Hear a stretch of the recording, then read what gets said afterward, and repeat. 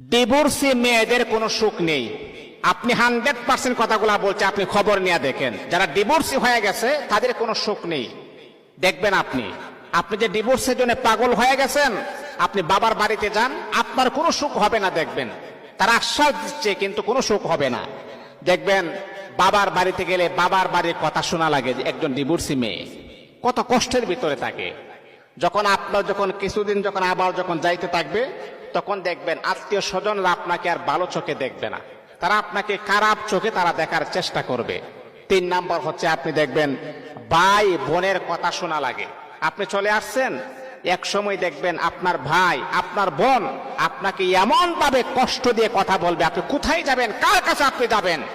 আর যদি আপনার পাশে যদি আপনার স্বামী থাকে, আল্লাহর কসম তারা যখন আপনার সাথে কোনো কথা বলবে হিমশিম খাবে যে আমি যে তার সাথে কথা বলতেছি, যদি সে তার স্বামীর কাছে কথাগুলো